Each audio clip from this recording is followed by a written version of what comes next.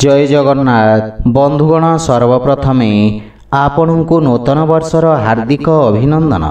एही 2025 वर्षटी आपण मानक पई मंगलमय हेउ। बंधुगण 2025 वर्षरे समस्त द्वादश राशिर व्यक्तिंक जीवन रे बहुत महत्वपूर्ण परिवर्तन नेकी आसीब, जार प्रभाव आपणक जीवनर समस्त क्षेत्र रे जे कोनोसी प्रकार उपरे देखिबाकू मिलिब। बंधुगण ज्योतिषीय पद्धति एवं आपणक चंद्र राशि को गणना करी एही वार्षिक राशिफल आधारित एही राशिफल माध्यम रे आपण निज पारिवारिक जीवन, वैवाहिक जीवन, प्रेम जीवन, शिक्षा, व्यवसाय, क्यारियर एवं आर्थिक स्थिति तथा संपत्ति संबंधित समस्त प्रकार सूचना प्राप्त करि परिबे।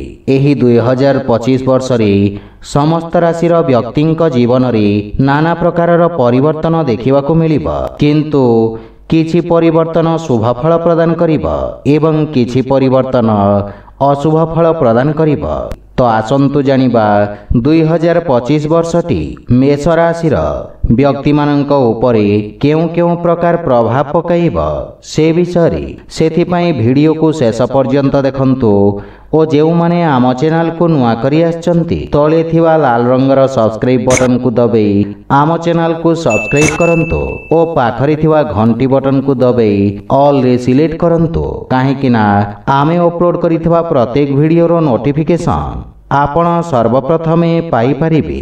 बंधुगण मेष राशिर व्यक्तिंक पई 2025 नववर्षटी आपणक उपरे खर्चर अधिकता लागि रहिब, काहे कि ना वर्षर प्रारंभ रे राहु द्वादश भाव रे विराजित अछंती एवं 29 मार्च रु शनिदेव आपणक द्वादश भाव को गोचर करी पूरा वर्ष आपणक खर्च रे वृद्धि करिवे, किंतु 18 मई परे राहु एकादश भाव को गोचर करिवे, जहा फल रे आपणक आमदानी रे वृद्धि घटिब एवं आकस्मिक लाभर योग उत्पन्न हेब।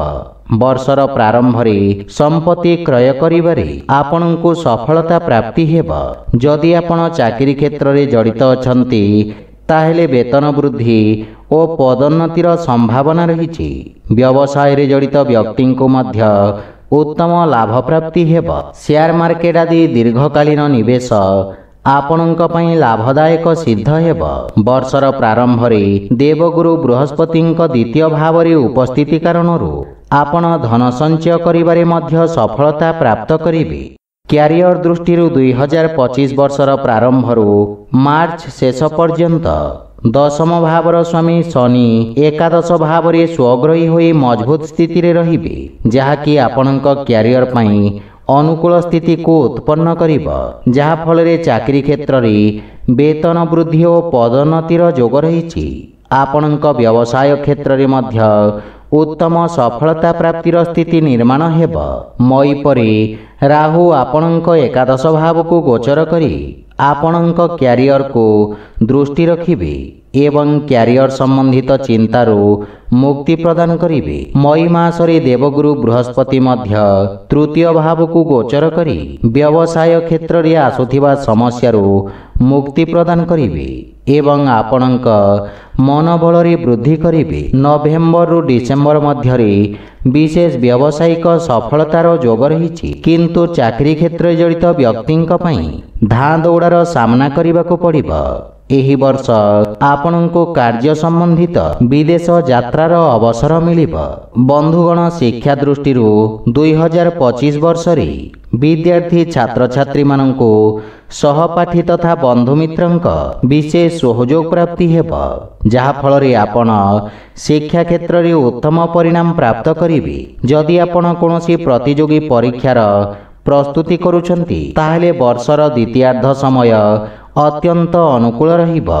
वर्षर प्रथमार्ध रे केतुंक षष्ठ भाव रे उपस्थिति शिक्षा क्षेत्र रे व्यवधान उत्पन्न करि पारे। विशेष करी उच्च शिक्षा रे जड़ित विद्यार्थी मानक पई वर्षटी सकारात्मक परिणाम प्रदान करिब। शिक्षा संबंधित विदेश यात्रार मध्य जोग रहिछि, किंतु 2025 मई मास परे विद्यार्थी छात्र छात्री मानंकु शिक्षा क्षेत्र रे अवरोध एवं नाना प्रकार समस्यार सामना करबाकू पड़िबो। सेथिपई एकाग्रता सहित शिक्षा क्षेत्र रे ध्यान केंद्रित करिवार आवश्यकता रहिछि।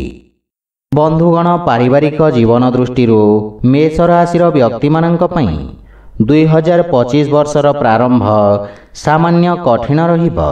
परिवार रे अशांति एवं नाना प्रकार समस्यार सामना करबाकू पड़िबो, किंतु आपणक द्वितीय भाव रे देवगुरु बृहस्पतिंक कृपारु परिवार सदस्यंक मध्यरे पारस्परिक सामंजस्य बजाय रहिबो एवं परस्पर मध्यरे प्रेम भाव वृद्धि पाइब। देवगुरु बृहस्पतिंक 2025 मई मासरे तृतीय भाव को गोचर कारणरू भाई भौणींक मध्यरे उत्तम संबंध स्थापित हेब। भाई भौणी आपणको प्रत्येक कार्य सहयोग करिवे, किंतु वर्षर द्वितीयार्धरे परिजनंक ठारू अप्रत्याशित दूरतार सामना करिबाकू पड़िब। काहीकिना आपणक कार्य संबंधित व्यस्तता वृद्धि पाइब एवं परिवार सदस्यंकु समय देई पारिबे नाही।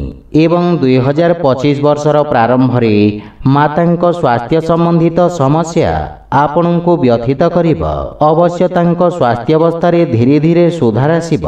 बंधुगण, वैवाहिक जीवन दृष्टि 2025 वर्षटी मेष राशि व्यक्ति को मध्यम धरणर फल प्रदान करिब। वर्षर प्रारंभ समय सामान्य संघर्षपूर्ण स्थिति रहिब, किंतु 15 मई परे देवगुरु बृहस्पति तृतीय भाव को गोचर करी आपणक सप्तम भाव को दृष्टि रखिबे, जहा फल रे वैवाहिक दाम्पत्य जीवन रे मधुरतार संचार हेब।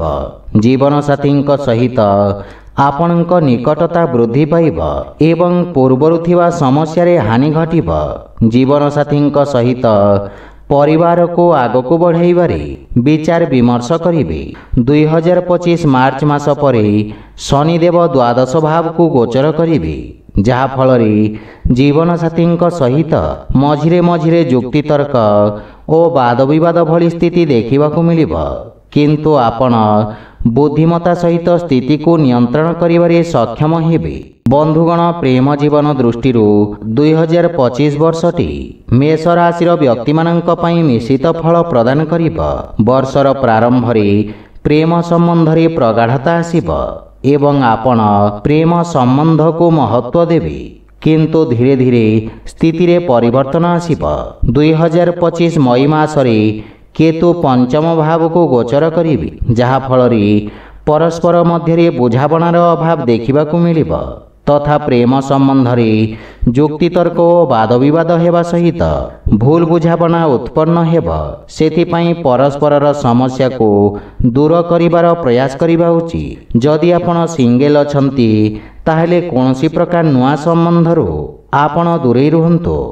बंधुगण, स्वास्थ्य दृष्टि 2025 वर्षटी मेष राशि व्यक्तिंक पई वर्षर प्रारंभ समय रे किछि स्वास्थ्यगत समस्या आपणको व्यथित करिब।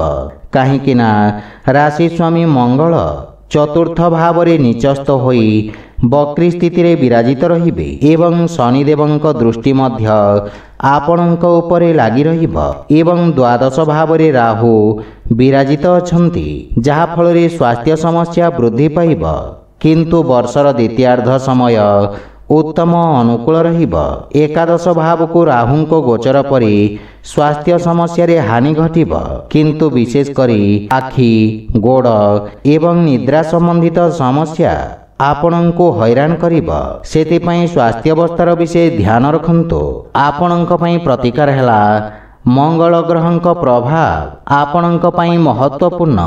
सेथिपई उत्तम गुणवत्तार मृंगारत्न तंबा मुदिरे जड़ित करी अनामिका अंगुली रे मंगलवार दिन धारण करंतु एवं प्रत्यह पक्षी को दाना खाइबा को दियंतु। यह सहित मंगलवार दिन हनुमानंक पूजार्चना करी हनुमान चालीसार पाठ करंतु, शुभ फल पाइबे। तो बंधुगण, यह थिला 2025 वर्षर मेष राशि वार्षिक राशिफल विषय। जदि भिडियोटी आपण मानको भल लगी थाए लाइक, शेयर और कमेंट करी जणांतु एवं आम चैनल को सब्सक्राइब करंतु। जय जगन्नाथ।